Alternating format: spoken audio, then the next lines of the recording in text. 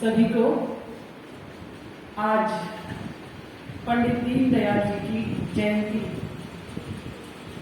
के उपलक्ष्य में हम यहाँ पर एकत्रित हुए हैं। भारतीय जनता पार्टी आज पूरे देश में इस कार्यक्रम को कर रही है और भारतीय जनता पार्टी ने ये संकल्प किया है कि हर बूथ पर पंडित दीनदयाल जी की जयंती का ये कार्यक्रम आयोजित किया जाए। और हमने भी पंडित दीनदयाल जी को श्रद्धा सुमन अर्पित करने के लिए यहाँ पर ये विचार गोष्ठी यहाँ पर रखी। ये विचार गोष्ठी क्या है, क्या तात्पर्य है, हम लोग सब जानते हैं। हम लोग भारतीय जनता पार्टी के सिपाही हैं, लेकिन जो हमारा नया कार्यकर्ता जुड़ता है, जब हम दीनदयाल जी की, श्यामा प्रसाद मुखर्जी की तस्वीर रखते हैं और उस पर पुष्पांजलि अर्पित करते हैं, तो क्या मेरे बूथ अध्यक्ष को ये पता है कि हम ये किन लोगों को पुष्पांजलि अर्पित कर रहे हैं और किन कारणों से कर रहे हैं? ये एक सीधा सा प्रयास है अपने बूथ अध्यक्ष तक उनकी विचारों को पहुंचाने का। एक बूथ अध्यक्ष को एक परफेक्ट कार्यकर्ता, जो हम लोग परफेक्ट सिपाही जो हम लोग तैयार कर रहे हैं, वो ये शुरुआत है। उस शुरुआत को करने के लिए संगठन इस प्रकार के कार्यक्रमों को आयोजित करता है ताकि मेरा बूथ अध्यक्ष, बूथ पालक, बूथ संयोजक, उसकी 21 लोगों की जो टीम है, वो इस बात को समझ सके कि ये हमारे पूर्वज हैं, भारतीय जनता पार्टी के पूर्वज हैं। इनके विषय में जानकारी क्या हम लोगों को है? हम ठीक है, हम लोगों को होते होते, हमें भी होते होते ही जानकारी दी, और हम चाहते हैं कि जो जानकारी, जितना ज्ञान हमें अर्जित हुआ, उससे कहीं अधिक ज्ञान हमारे आने वाले कार्यकर्ताओं को भी अर्जित हो।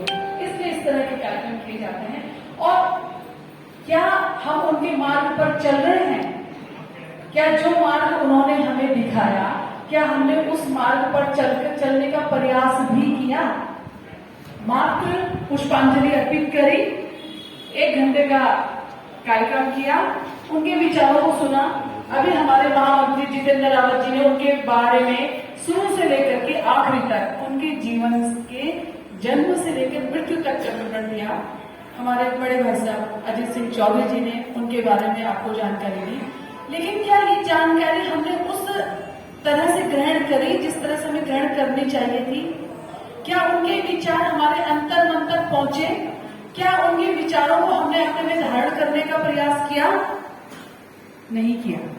उसका कारण मैं बताती हूँ। उसका कारण ये है कि कुछ लोगों ने उस बात को बहुत ध्यान से सुना, कुछ लोगों ने सिर्फ ये जानने के लिए सुना कि उनका जन्म कब हुआ, उनकी मृत्यु कब हुई, लेकिन उनके जीवन का जो उद्देश्य था, उस उद्देश्य को हम लोग किस प्रकार से आगे चला सकते हैं? क्या उस उद्देश्य को जिसके लिए उन्होंने अपना जीवन अर्पित कर दिया, क्या उस उद्देश्य में हम लोग चल रहे हैं? क्या उस उद्देश्य को हमने अपने जीवन में धारण किया है? ये एक महत्वपूर्ण विषय है और ये विषय मैं आप सबके सामने रखना चाहती हूँ। पंडित दीनदयाल जी एकात्म मानववाद पर विश्वास रखते थे। वो पूंजीवाद पर भरोसा नहीं करते थे, उपनिवेशवादी पर वो भरोसा नहीं करते थे। वो भरोसा करते थे, उनका एक विचार था कि आपको ध्यान होगा, भारत वसुधैव कुटुंबकम की परंपरा को अपना के चलता है। यानी वसुधैव, जो धरती है वो हमारा परिवार है, उसमें एक एक व्यक्ति मुझ जैसा है। और आज भी भारत के जो परिवार हैं, उसमें आपने देखा होगा कि यदि एक माँ के 5 बच्चे हैं, तो जो सबसे बड़ा बेटा होता है वो कमाता है, और जब वो कमाता है तो वो पूरे परिवार को पालता है और उनको खिलाता है।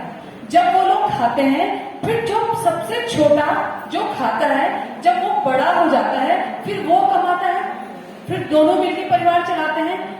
ये हमारा कुटुंब, ये वाली परंपरा, ये भारत में ही है। अन्य देशों में सिर्फ मैं, लेकिन भारत में मैं नहीं है, भारत में हम हैं। मैं जैसा हूं, मैं अपने लिए कमाऊंगा तो मैं इसके लिए भी कमाऊंगा, मैं खाऊंगा तो मेरे साथ ये भी खाएगा।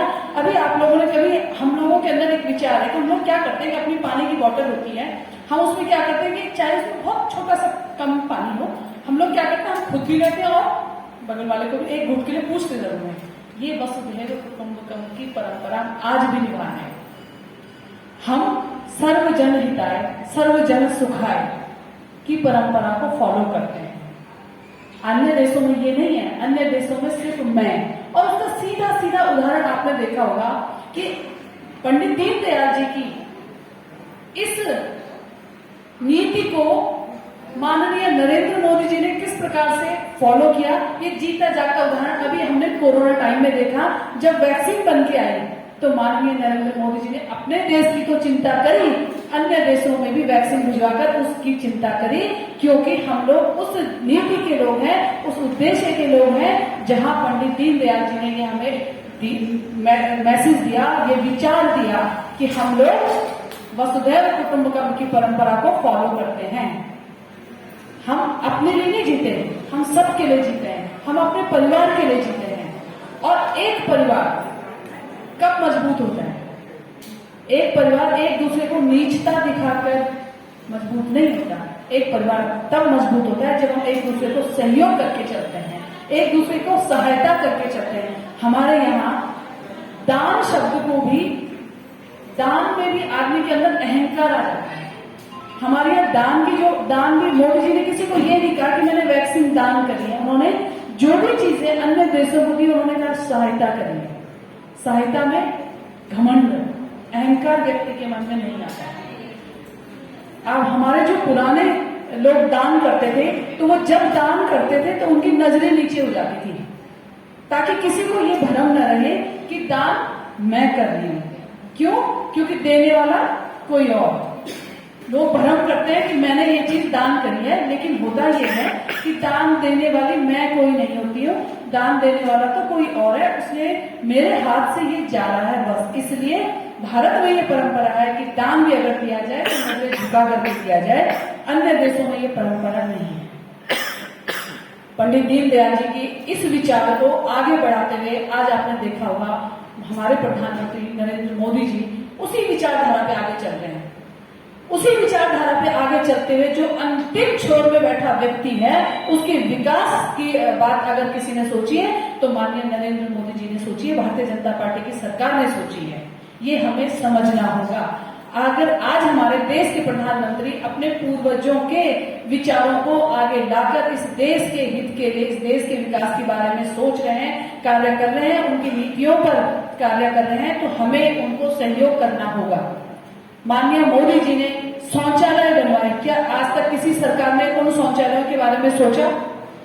क्या गांव में बैठी हुई एक महिला जो चूल्हे में अपना आंखें, अपने शरीर का नाश कर रही है, क्या किसी ने